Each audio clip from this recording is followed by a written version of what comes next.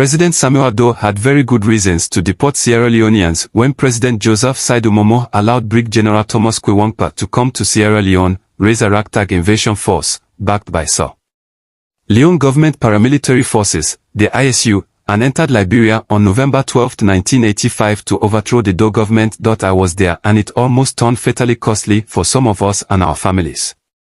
Kwiwangpa successfully overthrew the temperamental and impulsive Samuel Doe and his forces reigned supreme until around 2 p.m. when those forces, led by Colonel Moses Washington of the Chefline Battalion, overturned the coup and restored Doe.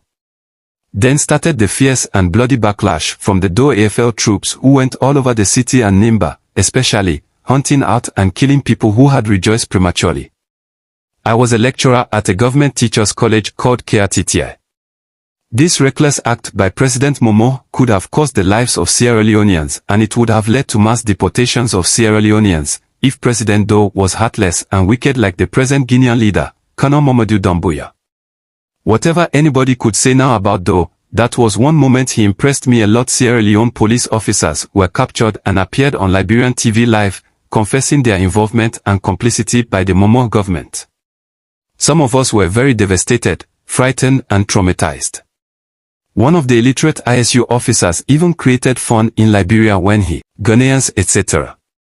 Guineans too living in Sierra Leone engage in surreptitious activities, even land grabbing. But nobody engages in mass deportations. What Siaka Stevens did during his rule did not meet the approval of the generality of Sierra Leoneans and we in the media used to condemn him. But it was under the same Siaka Stevens that Fullers and Madingos accrued enormous economic powers and political prowess in Sierra Leone. So, it evened out. Think of the Chona Majors and Bela Barris. It should be expected that some Sierra Leoneans living in Guinea and Liberia also engage in unsavory acts. The same problem is in Senegal and the Gambia, where both countries often accuse citizens from across the borders of breaking the laws in their countries. If every country should resort to knee-jerk reactions and deport citizens from neighboring countries because they break the laws, there would be a mighty humanitarian crisis and hullabaloo all over Africa. If Doe and Momoh shied from it and the government of Rwanda, the Congos, Kenya, Uganda, Tanzania, Somalia, Eritrea, Ethiopia, Gambia, Senegal etc. do not deport citizens from neighboring countries in droves for endangering their security as often happens, Colonel Mamadou Doumbouya has no excuse for deporting our Sierra Leonean people for allegedly breaking the law in Guinea.